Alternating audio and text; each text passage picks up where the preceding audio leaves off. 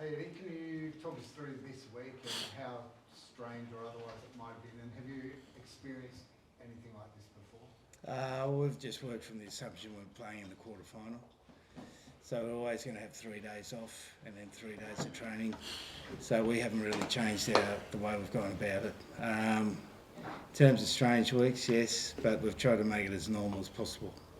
What did you get up to over the 3 days that you... I just had a break in Paris. Do you want to know where I went?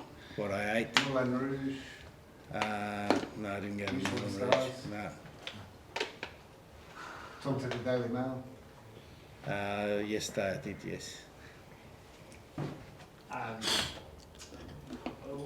Carter Gordon had to go home and Boston. Just how do you kind of feel Carter went throughout this tournament? And did he make kind of where he thought he would get to? Well, I think it was a great experience for him, mate. You know, he's a young 10. He's played a handful of Super Rugby games. He'll be better for it. It was about giving him some experience to be a good test player. And I think he had his ups and downs as young players do, but he's got a great opportunity now to take that forward. What were your words to him as he's part of it? I imagine he would have felt pretty, I don't know, you tell us, but it probably hasn't gone quite as how he would have hoped. Oh, it hasn't gone as hoped as well as anyone hoped. I'm sure he's disappointed, but I think he learned a lot about himself, particularly. When you're a young player coming through, particularly when you've got that talented tag on you, there's a realisation when you get to this level, it's about your discipline, it's about your hard work, it's about the way you think. And not that he doesn't have those qualities, but he's going to have to develop those qualities even more to be successful, and I've got no doubt he's got that firmly entrenched in his mind. It's the only way you can develop that to be out there in these games, or is there have you advice for someone like that on how they can, get more prepared for games in this kind of stage? Well, the best experience is having the lessons.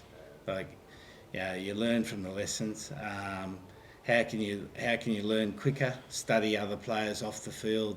Talk to other senior players off the field about their experiences. That's the other way of supplementing his learning. So who would they be that you would recommend those other players that he should study? Well, at the moment, I think it's about him working on himself, and then when he's at the right stage, we've got some great 10s in Australia, Larkham, Liner, all been World Cup winners. They'd be guys to start with. Eddie, when Will and Taniela went down, clearly that was a massive hit to the game plan you wanted to play, like a power-based game that you talked about. It's just interesting to know what the coaching staff talked about in terms of pivoting to a different game plan when that happened, and whether you were able to execute any of that. Yeah, well, against Fiji, it didn't probably affect us as much as we would have thought. But then we weren't able to get an advantage in that area as well. And against Wales, we tried to move the ball more. And also interesting, Ian Foster's comments. I'm not sure if you saw after the Italy game,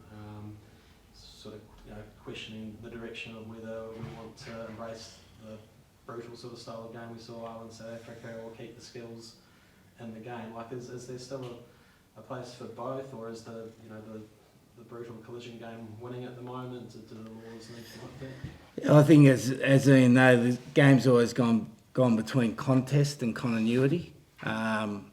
And the balance we want is to be able to play both games. If the game goes too far to the contest, which is a brutality game, then it just is one sort of game. We want both sorts of games. That's the beauty of rugby. You can go to a rugby game anywhere in the world and you don't know how it's going to be won. Whether it's going to be won through the contest or it can be won through the continuity. And we want to keep that balance in the game. So I think what Ian's saying is 100% right. We need to keep the balance in the game. And as I've repeatedly said, that the more stoppages we have in the game, the more we favour the brutality game. And I think we've got to be careful about that. So that's the big thing that could be. Well, to Yeah, if you're playing a game where the average ball in play is 32 seconds, the average ball out of play is 70 seconds, and the ball's only in play for the total game 32 to 35 minutes, you're just favouring power game. That's all you're favouring. And we're going down that track, and I think World Rugby should have a look at it. We need to get the balance right. What did you prefer between the islands, South Africa, that close? No, I like a balance in the game. I love a balance in the game where you go to a game, we can play through guys like Will or Taniela, and then we can spread the ball, shift the ball quickly. I've always liked to play both sorts of games. And when you can't play one of them, then you've got to rely on the other one. That's when it gets difficult. Will, saw Taniela doing a fair few reps today. She said it was good to be back. How close are you, and how have you kind of felt over the last few weeks?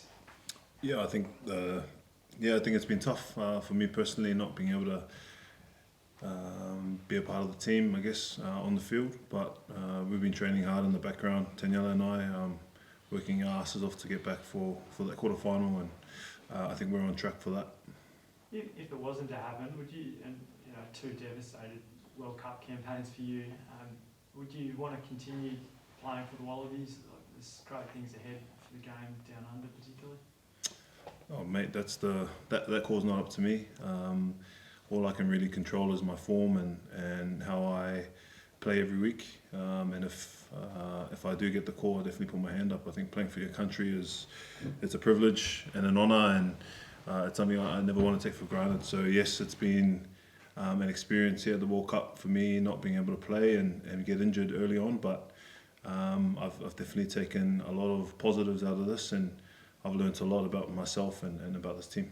So just to make clear, like you wouldn't be saying international. I'm not retiring from No, no. Yeah, right. Eddie, yourself, you've seen him work so hard over the last couple of months. He's still only 31, I think.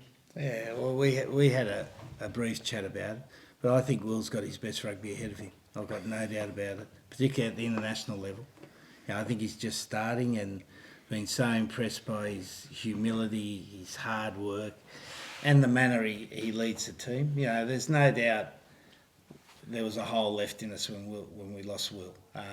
From a leadership point of view and from a play point of view, I couldn't speak more highly of him. Will, there's some suggestion, I guess, that it's hard to be a Wallabies captain in a regular season for a player based overseas. I don't know if that's right or not. But do you see any impediment to continuing on as captain while playing overseas, or do you feel like you have just the same amount of right as anyone to carry on with that role into next winter? Yeah, similar to getting selected, that's a choice that's not in my hands. For this campaign, I've been chosen as captain to lead these boys, but moving forward, what that looks like, I guess it's not really up to me. And Eddie, what do you think about when you continue as coach, would you pick Will as captain again, even if based in France? Look, again, I wouldn't deal with the hypothetical, but what I do say is that Will's shown the capability to be a long-time captain for Australia. There's no doubt about that. And do you have thoughts on the wider kind of Ghetto Laws situation where we're at? Whether it needs to go back to that, whether it needs to be blown up? I do have thoughts, but probably not appropriate at this stage. Again, I don't want to be making any excuses for us. We accept the results. I accept the responsibility for it. There are things that need to be done, and they will be done in due course.